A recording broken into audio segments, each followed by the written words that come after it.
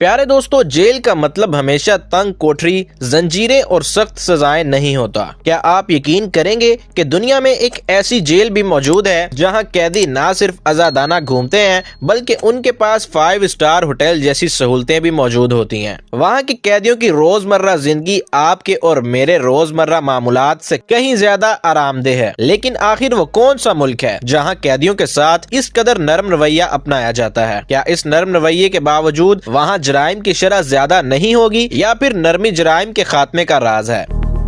प्यारे दोस्तों, world in Urdu में सलमान बेग की तरफ से अस्सलाम वालेकुम। आज की वीडियो में हम आपको लेकर जाएंगे दुनिया की सबसे आरामदेह जेल के अंदर, जहां कैदी ऐशो इशरत की जिंदगी गुजारते हैं। इस जेल के पीछे छुपी असल कहानी क्या है, ये जानने के लिए वीडियो को आखिर तक जरूर देखें।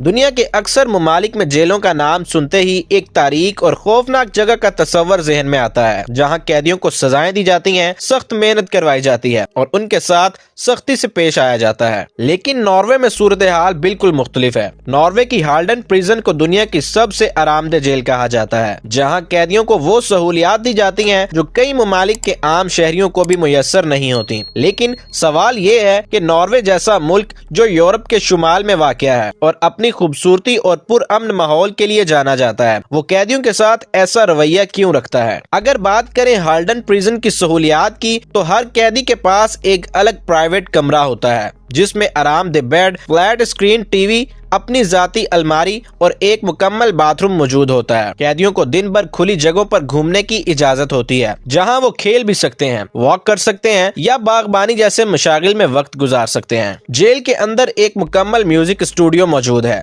जहां कैदी म्यूजिक सीख सकते हैं और अपने गाने भी रिकॉर्ड करवा सकते हैं। इसके अलावा यहाँ एक जदीद जिम, बास्केटबॉल कोर्ट, लाइब्रेरी और हत्ता के एक किचन भी मौजूद है, जहाँ कैदी खाना पकाना भी सीख सकते हैं। लेकिन असल सवाल ये है कि नॉर्वे की हुकूमत इतना खर्चा कैदियों पर क्यों करती है? नॉर्वे के कानून के मुताबिक कैदियों की इस्लाह करना सबसे अहम है। वो मानते हैं कि कैदियों को सजा देने से ज्यादा जरूरी है कि उन्हें ऐसा माहौल दिया जाए जहाँ वो अपनी गलतियों पर गौर कर सकें और रिहाई के बाद मुआशरे में बेहतरीन इंसान बनकर वापस आएं। नॉर्वे का ये जेल सिस्टम महज एक ख्याल नहीं है, बल्कि इसके पीछे हकाइक भी मौजूद हैं। नॉर्वे में कैदियों की बहाली पर बहुत ज्यादा जोर दिया जाता है। कैदियों को मुख्तलिफ हुनर सिखाए जाते हैं ताकि वो जेल से बाहर निकलकर बेहतर रोजगार हासिल कर सकें। हैरानकुन तौर पर नॉर्वे में जराइम की शरह दुनिया के दीगर ममालिक के मुकाबले में इंतहाई कम है। एक रिपोर्ट के मुताबिक नॉर्वे में कैदियों की रीऑफेंडिंग रेट यानी दोबारा जुर्म करने की शरह सिर्फ 20% है, जबकि अमेरिका और दीगर ममालिक में ये शरह 60 से 70% तक है। लेकिन क्या इतनी नरमी वाकई बेहतर नताइज देती है? नाकिदीन का कहना है कि कैदियों के साथ इस कदर नरमी बरतना उन्हें मजीद बिगाड़ सकता है, मगर नॉर्वे की मिसाल कुछ और ही कहती है। माहिरीन का कहना है कि जब आप कैदियों के साथ इंसानों जैसा सलूक करते हैं तो वो भी आपके मुआशरे के लिए बेहतर शहरी बनकर सामने आते हैं। नॉर्वे के इस मॉडल ने दुनिया भर में एक नई बहस छेड़ दी है कि क्या जेलों का मकसद सिर्फ सजा देना होना चाहिए या इस्लाह करना।